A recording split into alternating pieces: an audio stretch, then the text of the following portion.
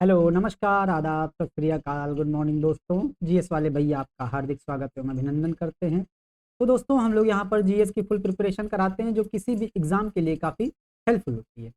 Helpful इसलिए होती है क्योंकि हम लोग पढ़ते इसी तरीके से हैं, पहले थ्योरीज पढ़ते हैं, फिर एमसीक्यू सॉल्व करते हैं, फिर वन लाइनर सॉल्व करते हैं। और जब इस तरीके से होलिस्टिक वे में पढ़ाई होती है तो वो चीज़ें हमारे मेमोरी में लॉन्ग टाइम तक बनी रहती हैं और हमारे लिए एग्जाम में एग्जीक्यूट करना काफ़ी आसान। तो दोस्तों हम लोग रेगुलेटिंग एक्ट की क्लास से लेकर के भाग 14 तक उसी प्रकार से पढ़े हैं। भाग 14 का 2 क्लास थ्योरीज हो चुकी है, एक क्लास एमसीक्यूज जिसमें 51 क्वेश्चंस एमसीक्यूज थे जो आप लोगों के सिलेबस के अकॉर्डिंग थे और एग्जाम में अगर क्वेश्चन आएगा तो इससे बाहर नहीं जाएगा दोस्तों, ठीक है। आज की क्लास हम लोगों की वन लाइनर की होगी जो कि बहुत ही इंपॉर्टेंट है। इसके पहले हम लोग संघ और राज्य के अधीन सेवाएं पढ़ चुके थे, उसका इतिहास, कार्नवालिस का क्या भूमिका थी, सरदार वल्लभ भाई पटेल की क्या भूमिका थी, 1919 अधिनियम, 1853 का चार्टर एक्ट, 1858 का एक्ट, 1935 का अधिनियम, पहली महिला आयोग अध्यक्ष कौन थी, उसके बाद उसके संवैधानिक प्रावधान पढ़ चुके थे। फिर हम लोग संवैधानिक प्रावधान के बाद ये 50 क्वेश्चन हम लोग पिछले क्लास में सॉल्व कर चुके हैं। अब हम लोगों की बारी है वन लाइनर क्वेश्चन की, ठीक है। वन लाइनर हमारी मेमोरी को बूस्टअप करने का काफी अच्छा काम करते हैं और वन लाइनर सॉल्व करते रहना चाहिए, ठीक है दोस्तों। तो अब हम लोग देखते हैं पहला क्वेश्चन। हमारे संविधान के किस भाग में संघ और राज्य के अधीन सेवाओं का वर्णन है? तो किस भाग में है संघ और राज्य के अधीन सेवाओं का वर्णन? भाग 14 में है, ठीक है। अगला क्वेश्चन है, संविधान के किन अनुच्छेदों में संघ और राज्य के अधीन सेवाओं का उल्लेख है? तो संविधान के किन अनुच्छेदों में है? अनुच्छेद 308 से लेकर के 323 तक भाग 14 के बारे में वर्णन किया गया है, ठीक है। तीसरा है, भारत में नागरिक सेवा का जनक किसे कहा जाता है? तो नागरिक सेवा का जनक लॉर्ड कार्नवालिस कहा जाता है, ठीक, बहुत इंपॉर्टेंट है। अगला है, सिविल सेवकों की सेवा और शर्तें संविधान के किस अनुच्छेद में निहित है? सेवा और शर्तें सिविल सेवकों की, ना कि लोक सेवा आयोग के अध्यक्ष और सदस्यों की।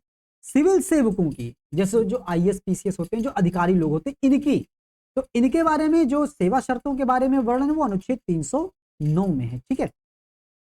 अगला है, प्रतियोगी परीक्षाओं की शुरुआत किस चार्टर एक्ट के माध्यम से हुई थी? तो चार्टर एक्ट 1853 के माध्यम से हुई थी, ठीक है, बहुत इंपॉर्टेंट है। अगला क्वेश्चन है, किस अनुच्छेद के तहत लोक सेवकों को संवैधानिक संरक्षण प्राप्त है? लोक सेवकों को संवैधानिक संरक्षण अनुच्छेद 311 के तहत प्राप्त है, ठीक है, बहुत इंपॉर्टेंट है। पिछले सेशन में पूरा एक्सप्लेन करके बताए हैं, जाके जरूर देखिएगा पिछले सेशन भी, ठीक। अगला है, भारत सचिव के पद का सृजन किस चार्टर एक्ट के तहत किया गया है? तो भारत सचिव के पद का सृजन हम लोग देखते थे 1858 के चार्टर एक्ट, क्योंकि जब 1857 की क्रांति होती है उसके बाद भारत से मतलब ब्रिटिश कंपनी डायरेक्ट नहीं शासन करती है, क्राउन का शासन स्थापित होता है और 1858 का एक्ट आता है और उसके तहत जो जो कोर्ट ऑफ डायरेक्टर्स और बोर्ड ऑफ कंट्रोलर थे उनको समाप्त कर दिया जाता है और उनकी जगह पर भारत सचिव के पद का सृजन किया जाता है, ठीक है। अगला है, लोक सेवा आयोग के सदस्यों को हटाया जाना और निलंबित किया जाना संविधान के किस अनुच्छेद में? तो हटाया जाना, निलंबित किया जाना खतरे की बात है तो खतरा 17, तो अनुच्छेद 317 है, ठीक है, ध्यान दीजिएगा। अगला क्वेश्चन है, राज्य की सेवा के संबंध में सेवा और शर्तों का निर्धारण कौन करता है? अब राज्य की सेवा के बारे में, तो राज्य की सेवा के बारे में राज्य विधानमंडल करेगा, जाहिर सी बात है। और संघ की सेवा के बारे में जो सेवा और शर्तों का निर्धारण कौन करेगा? संसद करेगी, इंपॉर्टेंट है और आसान भी है। अगला है, लोक सेवा आयोग के सदस्यों या अध्यक्ष को किस आधार पर हटाया जा सकता है? हम लोग पढ़े हैं केवल और केवल कदाचार के आधार पर हटाया जा सकता है और अनुच्छेद 317 में है, ठीक है, बहुत इंपॉर्टेंट है। और कदाचार के आधार पर, कदाचार की जांच कौन करता है? सर्वोच्च न्यायालय करता है और सर्वोच्च न्यायालय के कदाचार पर जांच के पश्चात इनको हटाता कौन है? राष्ट्रपति हटाता है, चाहे वो लोक सेवा, चाहे वो संघ लोक सेवा हो, राज्य लोक सेवा हो, संयुक्त राज्य लोक सेवा आयोग के अध्यक्ष या सदस्य हो, उनको हटाता कौन है? राष्ट्रपति हटाता है। और कब हटा सकता है? जब सर्वोच्च न्यायालय कदाचार के आधार पर अपनी रिपोर्ट दे देता है, मतलब कदाचार सिद्ध हो जाता है उनका, ठीक है। और सर्वोच्च न्यायालय की कदाचार के आधार पर दी गई जो रिपोर्ट है वो राष्ट्रपति के लिए बाध्यकारी होती है, ठीक है, ये इंपॉर्टेंट है। तो भारत के पहले आईसीएस अधिकारी कौन थे? सत्तू थे। आप लोगों ने मूवी देखी होगी मेरी शादी में जरूर आना, तो शादी में जरूर आना में जो आईएएस बनते हैं राजकुमार राव, उनका नाम क्या रहता है? सत्तू रहता है, मतलब सत्येंद्र रहता है। तो पहले आईएएस अधिकारी कौन थे? सत्येंद्र नाथ टैगोर थे, है कि नहीं। अगला क्वेश्चन है, यदि राज्यसभा राष्ट्रीय हित में आवश्यक समझे तो सदन के 2/3 सदस्यों की बहुमत से संकल्प पारित करके अखिल भारतीय सेवाओं का सृजन कर सकती है। संविधान के किस अनुच्छेद में वर्णित है? तो अनुच्छेद 312 में वर्णित है ये, ठीक है, ध्यान दीजिएगा, ये अनुच्छेद 312 में वर्णित है। अगला क्वेश्चन है, लोक सेवा आयोग के अध्यक्षों और सदस्यों को हटाए जाने के संदर्भ में कदाचार पर जांच कौन करती है? तो अभी ऊपर एक्सप्लेनेशन में देख चुके हैं, कदाचार पर जांच सर्वोच्च न्यायालय करती है, और इन सब को बहुत अच्छे तरीके से थ्योरीज और एमसीक्यूज की क्लास में सॉल्व कर चुके हैं हम लोग, ठीक है, समझ चुके हैं, ठीक है। तो आप लोग नहीं देखेंगे, जाके जरूर देखिएगा, और चैनल को लाइक शेयर और सब्सक्राइब जरूर किया कीजिए, ठीक है। 14वां देखते हैं, सत्येंद्रनाथ टैगोर किस वर्ष भारतीय सिविल सेवा में शामिल हुए थे? तो 1863 में शामिल हुए थे, ठीक है। अगला क्वेश्चन है, संघ की सिविल सेवा के सदस्य या अखिल भारतीय सेवा के सदस्य किसके प्रसाद पर्यंत पद धारण करते हैं? तो संघ की सिविल सेवा के सदस्य या अखिल भारतीय सेवा के सदस्य राष्ट्रपति के प्रसाद पर्यंत पद धारण करते हैं, ठीक है, ध्यान दीजिएगा। और राज्य की सिविल सेवा के सदस्य राज्यपाल के प्रसाद पर्यंत पद धारण करते हैं, ठीक। अगला है, लोक सेवा आयोग के गठन का प्रावधान किस अधिनियम के तहत हुआ? तो लोक सेवा आयोग के गठन का प्रावधान अधिनियम 1919 के तहत हुआ था, और संघ लोक सेवा आयोग का गठन मतलब केंद्रीय लोक सेवा आयोग का गठन 1926 में हुआ था। और किसकी अनुशंसा पर हुआ था? कौन सी समिति थी? तो समिति ली आयोग की सिफारिश पर हुआ था, ठीक। अगला है, कदाचार पर सर्वोच्च न्यायालय की जांच के पश्चात क्या राष्ट्रपति बाध्यकारी होता है? मतलब क्या राष्ट्रपति बाध्य होता है? क्या राष्ट्रपति के लिए कदाचार पर सर्वोच्च न्यायालय की जांच बाध्यकारी होती है? तो बिल्कुल सही बात है, बाध्यकारी होती है, ठीक है।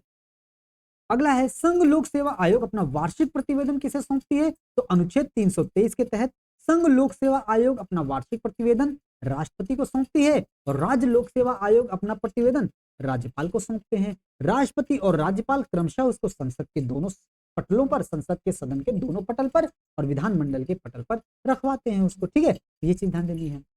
अगला है, केंद्रीय लोक सेवा आयोग का गठन कब हुआ? तो अभी ऊपर एक्सप्लेन कर चुके थे, केंद्रीय लोक सेवा आयोग का गठन 1926 में हुआ था ली आयोग की सिफारिश पर, ठीक है। लेकिन अधिनियम पूछेगा तो 1919 अधिनियम आएगा। अगला है, संघ लोक सेवा आयोग की शक्तियों में वृद्धि के संदर्भ में कानून कौन बना सकता है? संघ लोक सेवा आयोग है तो उसके बारे में कानून संसद बनाएगी। अगर यहीं पर राज्य लोक सेवा आयोग हो जाता तो उसके बारे में कानून राज्य विधानमंडल बनाती, ठीक, सिंपल सा है। राज्य की सिविल सेवा के सदस्य या राज्य के अधीन सिविल पद धारण करने वाला व्यक्ति किसके प्रसाद पर्यंत पद धारण करेगा? तो राज्य की सिविल सेवा के सदस्य हैं या राज्य के अधीन किसी सिविल पद को धारण करते हैं तो राज्यपाल के प्रसाद पर्यंत पद धारण करेगा। यही संघ होता या अखिल भारतीय सेवा होती तो वो राष्ट्रपति के प्रसाद पर्यंत पद धारण करते, ठीक, ये ध्यान देना है। अगला है, केंद्रीय लोक सेवा आयोग का गठन 1926 में किस आयोग की अनुशंसा पर हुआ था? तो केंद्रीय लोक सेवा आयोग का गठन 1926 में तो हुआ था, लेकिन केंद्रीय लोक सेवा आयोग का गठन जो 1926 में हुआ था वो किस आयोग की परामर्श पर हुआ था? तो वो ली आयोग की सिफारिश या परामर्श पर हुआ था। अगला है, संघ लोक सेवा आयोग के अध्यक्षों और सदस्यों के वेतन, भत्ते, पेंशन और कार्यालय खर्च किस पर आधारित होते हैं? तो संघ लोक सेवा आयोग के अध्यक्ष हैं तो भारत की संचित निधि पर होगा। अगर यहीं पर राज्य लोक सेवा आयोग हो जाता तो राज्य की संचित निधि हो जाता, ठीक है। अगला है, संघ के लिए एक लोक सेवा आयोग और प्रत्येक राज्य के लिए एक लोक सेवा आयोग का उपबंध संविधान के किस अनुच्छेद में है? तो अनुच्छेद 315 में है, पढ़ चुके हैं हम लोग। अगला है, किस वर्ष सिविल सेवा की परीक्षाएं ब्रिटेन के साथ साथ भारत में भी कराए जाने का प्रावधान किया गया? तो 1922 में किया गया। अधिनियम 1919 के तहत था, वर्ष 1922 में था, जगह इलाहाबाद था दोस्तों, ठीक है, ये ध्यान रखना है। अगला है, राज्य लोक सेवा आयोग के अध्यक्ष और सदस्यों के वेतन, भत्ते, पेंशन, कार्यालय खर्च किस पर भारित होते हैं? तो राज्य की संचित निधि पर भारित होते हैं, ठीक है, ध्यान देना है। और संचित निधि हमारे संविधान के अनुच्छेद 266 में है, ठीक है, ये इंपॉर्टेंट है। 27वां है, अखिल भारतीय सेवाओं का गठन संविधान के किस अनुच्छेद में निहित है? अब अखिल भारतीय सेवाओं का गठन या नई अखिल भारतीय सेवाओं का गठन हमारे संविधान के अनुच्छेद 312 में है, हम लोग पढ़ चुके हैं पहले। अगला है, प्रथम लोक सेवा आयोग का गठन कब किया गया? तो प्रथम लोक सेवा आयोग का गठन 1 अक्टूबर 1926 को किया गया था। अगला है, संघ लोक सेवा आयोग अपना प्रतिवेदन प्रतिवर्ष किसे सौंपती है? तो अनुच्छेद 323 के तहत संघ लोक सेवा आयोग राष्ट्रपति को सौंपती है और राज्य लोक सेवा आयोग राज्यपाल को सौंपती है, ठीक। अगला क्वेश्चन है, संघ लोक सेवा आयोग एवं संयुक्त लोक सेवा आयोग के अध्यक्ष और अन्य सदस्यों की नियुक्ति कौन करता है? तो संघ लोक सेवा आयोग और संयुक्त लोक सेवा आयोग कि अध्यक्षों और सदस्यों की नियुक्ति राष्ट्रपति करता है। ठीक है, राज्य लोक सेवा आयोग के अध्यक्ष और सदस्यों की नियुक्ति राज्यपाल करेगा। लेकिन इन तीनों लोक सेवा आयोग, संघ लोक सेवा आयोग, राज्य लोक सेवा आयोग, संयुक्त राज्य लोक सेवा आयोग के अध्यक्ष और सदस्यों को हटाने का काम राष्ट्रपति करता है। इंपॉर्टेंट है, अंतर करना जरूरी है यहां पर। ठीक है, ध्यान दीजिएगा। अगला है 1926 में गठित प्रथम लोक सेवा आयोग में कुल कितने सदस्य थे? तो कुल 5 सदस्य थे, जिसमें एक अध्यक्ष थे और 4 अन्य सदस्य थे। और जो अध्यक्ष थे वो कौन थे? सर रॉस बारकर थे। ठीक है, ध्यान दें। अगला है संयुक्त लोक सेवा आयोग किस प्रकार का निकाय है? तो संयुक्त लोक सेवा आयोग एक प्रकार का संवैधानिक निकाय नहीं है, सांविधिक निकाय है। क्योंकि संयुक्त लोक सेवा आयोग का गठन कब होता है? जब 2 या 2 से अधिक राज्य एक संकल्प पारित करते हैं, तो उस संकल्प के आधार पर संसद उन राज्यों के लिए एक संयुक्त लोक सेवा आयोग का गठन विधि के माध्यम से करती है, मतलब कानून बना करके करती है। अब जब संसद कोई काम विधि के माध्यम से कर रही है, विधि के माध्यम से किसी आयोग का गठन कर रही है, तो वो संवैधानिक संस्था नहीं होती है, वैधानिक संस्था होती है या सांविधिक संस्था होती है। ठीक है, ये चीज ध्यान में रखनी है। ठीक, ये हो गया। अगला है राज्य लोक सेवा आयोग तथा संयुक्त राज्य लोक सेवा आयोग अपना प्रतिवेदन प्रतिवर्ष किसे सौंपती हैं? तो राज्य लोक सेवा आयोग हो या संयुक्त राज्य लोक सेवा आयोग हो, अपना प्रतिवेदन अनुच्छेद 323 के तहत राज्यपाल को सौंपती हैं। और संघ लोक सेवा आयोग अपना प्रतिवेदन प्रतिवर्ष अनुच्छेद 323 के ही तहत राष्ट्रपति को सौंपते हैं। ठीक है, ये ध्यान देना है। अगला है 1926 में गठित प्रथम लोक सेवा आयोग 1 अक्टूबर 1926 को गठित प्रथम लोक सेवा आयोग का अध्यक्ष सर रॉस बारकर थे। ठीक है, एक अध्यक्ष और 4 सदस्य थे। ठीक, ये ध्यान देना है।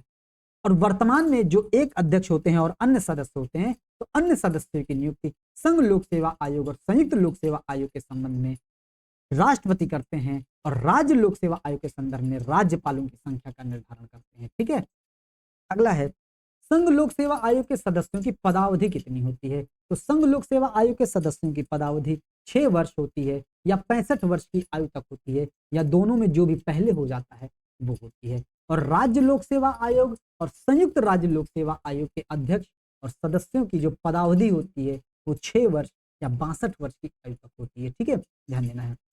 अगला है 1 अप्रैल 1937 को लोक सेवा आयोग का नाम क्या रखा गया था? तो चूंकि भारत उस समय अंग्रेजों के अधीन था, इस समय उसका नाम फेडरल लोक सेवा आयोग था। ठीक है, अगर आज है UPSC, union public service commission, तो इसको कहते हैं एफपीएससी था। ठीक है, फेडरल पब्लिक सर्विस कमीशन था। हम लोग संविधान की अपनी प्रस्तावना में पढ़ते हैं, हम भारत के लोग, we the people of India, है नहीं, shall be the union of state. Union है ना कि फेडरल है, तो हमारा यूनियन पब्लिक सर्विस कमीशन है इसीलिए। ठीक है, 1 अप्रैल 1937 में लेकिन फेडरल था क्योंकि भारत उस समय अंग्रेजों का गुलाम था। ठीक है, ध्यान देना है। जैसे भारत आजाद हुआ, जैसे भारत का गणतंत्र लागू हुआ, जैसे भारत का संविधान लागू हुआ, कब? 26 जनवरी 1950 को, उस समय एफपीएससी का नाम बदल करके यूपीएससी, संघ लोक सेवा आयोग कर दिया गया। ठीक, अगला क्वेश्चन है लोक सेवा आयोग के द्वारा दिए गए प्रतिवेदन को राष्ट्रपति और राज्यपाल कहां प्रस्तुत करते हैं? जाहिर सी बात है, राष्ट्रपति संसद के दोनों सदनों के पटल पर रखवाते हैं और राज्यपाल राज्य विधानमंडल के समक्ष प्रस्तुत करवाते हैं। ठीक, तो ये समझना है। ठीक है, मतलब राष्ट्रपति संसद के दोनों सदनों के समक्ष तथा राज्यपाल विधानमंडल के समक्ष प्रस्तुत करवाते हैं। अगला है राज्य लोक सेवा आयोग के अध्यक्ष और अन्य सदस्यों की नियुक्ति कौन करता है? तो राज्य लोक सेवा आयोग के अध्यक्ष और सदस्यों की नियुक्ति राज्यपाल तो करता है, लेकिन राज्य लोक सेवा आयोग के अध्यक्ष और अन्य सदस्यों को हटाने का काम राज्यपाल नहीं राष्ट्रपति करता है। ठीक है, अंतर हमेशा करते रहिएगा ये। ठीक, अगला है 26 जनवरी 1950 को संघीय या फेडरल लोक सेवा आयोग का नाम क्या रखा गया? तो अभी पहले बता चुके हैं, संघ लोक सेवा आयोग या यूनियन पब्लिक सर्विस कमीशन रखा गया। ठीक, अगला है राज्य लोक सेवा आयोग का या संयुक्त राज्य लोक सेवा आयोग के सदस्यों की पदावधि कितनी होती है? तो 6 वर्ष या 62 वर्ष होती है। और संघ लोक सेवा आयोग के अध्यक्ष और सदस्यों की जो पदावधि होती है 6 वर्ष या 65 वर्ष की आयु तक, जो भी पहले हो तक होती है। ठीक है, अगला है प्रांतों में पहली बार लोक सेवा आयोग का गठन कब किया गया? तो प्रांतों में पहली बार लोक सेवा आयोग का गठन मद्रास में 1930 में किया गया था। ठीक है, इंपॉर्टेंट है, ध्यान देना है। अगला है संघ लोक सेवा आयोग या संयुक्त लोक सेवा आयोग के सदस्यों की संख्या, सेवा शर्तों का निर्धारण कौन करता है? संघ लोक सेवा आयोग या संयुक्त लोक सेवा आयोग के सदस्यों की संख्या और शर्तों का निर्धारण राष्ट्रपति करता है, और यही राज्य लोक सेवा आयोग की संख्या के सदस्यों की संख्या, सेवा शर्तों का निर्धारण कौन करता है? तो राज्यपाल करेगा। ठीक है, इंपॉर्टेंट है। अगला है, संघ लोक सेवा आयोग के सदस्यों को पद से कौन हटा सकता है? तो संघ लोक सेवा आयोग हो या राज्य लोक सेवा आयोग हो या संयुक्त राज्य लोक सेवा आयोग हो, उनके तीनों के अध्यक्षों और सदस्यों को हटाने का काम राष्ट्रपति के अलावा कोई नहीं कर सकता है। और राष्ट्रपति तभी करते हैं जब सर्वोच्च न्यायालय कदाचार पर उनकी जांच आ जाती है। कदाचार पर जांच सर्वोच्च न्यायालय की राष्ट्रपति पर बाध्यकारी होती है। कितनी बार पढ़ चुके हैं, आपको एकदम रट गया होगा। ठीक है दोस्तों, तो इसीलिए चैनल को लाइक नहीं कर रहे हैं तो लाइक करिए, कमेंट नहीं कर रहे हैं तो कमेंट करिए, अच्छा समझ में आ रहा है तो कमेंट करिए, कुछ कमी नजर आ रही है तो कमेंट करिए, और सब्सक्राइब नहीं किए हैं तो सब्सक्राइब कीजिए, शेयर नहीं किए हैं तो शेयर ही कर दीजिए। ठीक है, ये चीज ध्यान दीजिए। अब देखते हैं अगला क्वेश्चन। लॉर्ड लिटन ने लोक सेवा आयोग में भर्ती की आयु घटाकर कितनी कर दी थी? हम लोग पढ़े हैं पहले दिन की क्लास में, लिटन ने 19 वर्ष कर दी थी घटा करके। ठीक है, बहुत इंपॉर्टेंट है, ताकि कोई भारतीय वहां पर पहुंच ही ना पाए। फिर लॉर्ड रिपन आते हैं, उसको 21 वर्ष कर देते हैं। ठीक है, और 1853 में जो उम्र होती है वो 23 वर्ष शामिल करने की उम्र होती है। अगला है, राज्य लोक सेवा आयोग के सदस्यों की संख्या और उनकी सेवा शर्तों का निर्धारण कौन करता है? तो राज्यपाल करते हैं। ठीक, अगला है, संघ लोक सेवा आयोग की प्रथम महिला अध्यक्ष कौन थी? तो रोज नहाने वाली महिला थी। कौन थी? श्रीमती रोज, नहाने वाली रोज बैथ्यू। ठीक, ध्यान देना है। अगला है, प्रत्येक लोक सेवा आयोग की न्यूनतम कितने सदस्य न्यूनतम 10 वर्ष तक भारत सरकार या राज्य सरकार के अधीन पद को धारण किए हो? तो प्रत्येक लोक सेवा, मतलब चाहे संघ लोक सेवा हो, चाहे राज्य लोक सेवा हो, चाहे संयुक्त राज्य लोक सेवा आयोग हो, उसके जितने भी सदस्य होते हैं उनमें से आधे सदस्य कम से कम 10 वर्ष के भीतर भारत सरकार या राज्य सरकार के अधीन पद को धारण करने चाहिए। ठीक है, तो न्यूनतम आधे सदस्य इसका आंसर होता है। अगला है, लोक सेवा आयोग के सुधार से संबंधित 2004 में किस समिति का गठन किया गया था? तो प्रियंका चोपड़ा है थी ना, मतलब प्रियंका चोपड़ा होती तो किया जाता। तो पीसी होता समिति, प्रियंका चोपड़ा नाम नहीं था इनका, समिति का नाम ही है पीसी होता समिति। ठीक है, अगला है, संघ आयोग या संयुक्त आयोग का कोई भी सदस्य अपना त्याग पत्र किसे सौंप सकता है? तो संघ आयोग या संयुक्त लोक सेवा आयोग का कोई भी सदस्य अपना त्याग पत्र राष्ट्रपति को सौंप सकता है, लेकिन राज्य लोक सेवा आयोग का सदस्य अपना त्याग पत्र राज्यपाल को सौंपेगा। ठीक, अगला है, भारत में लोक नीति को कार्यान्वित करने वाला अधिकरण कौन सा है? तो भारत में लोक नीति को कार्यान्वित करने वाला अधिकरण नौकरशाही है दोस्तों। ठीक है, क्योंकि संसद विधायिका कानून बनाती है, विधायिका है व्यवस्थापिका, कार्यपालिका, कार्यपालिका कौन है? नौकरशाही लोग हैं। ठीक है, ये उसको क्रियान्वित करते हैं। ठीक, अगला है, राज्य आयोग के सदस्य अपना त्याग पत्र किसे सौंपते हैं? अभी बता चुके हैं, राज्य आयोग के सदस्य अपना त्याग पत्र राज्यपाल को सौंपते हैं। ठीक, अगला है, राज्य लोक सेवा आयोग के सदस्यों को पद से कौन हटा सकता है? बता चुके हैं, चाहे राज्य लोक सेवा आयोग हो, चाहे संयुक्त राज्य लोक सेवा आयोग हो, चाहे संघ लोक सेवा आयोग हो, उनके अध्यक्षों और उनके सदस्यों को केवल और केवल राष्ट्रपति हटा सकता है कदाचार के आधार पर, और कदाचार की जांच सर्वोच्च न्यायालय करता है, और सर्वोच्च न्यायालय के द्वारा दी गई कदाचार पर जांच राष्ट्रपति के लिए बाध्यकारी होती है कि नहीं? 50 बार पढ़ चुके हैं, ये याद हो गया होगा। इसीलिए यहीं से पढ़िए, सिलेक्शन होगा यहीं से होगा। जीएस वाले भैया पार लगाएंगे आपकी नैया, है कि नहीं? अब देखिए 53वां है, प्रतिवर्ष नागरिक सेवा दिवस कब मनाया जाता है? तो प्रतिवर्ष नागरिक सेवा दिवस 21 अप्रैल को मनाया जाता है। ठीक है, प्रतिवर्ष नागरिक सेवा दिवस 21 अप्रैल से 21 अप्रैल को कब से मनाया जाता है? तो 2006 से।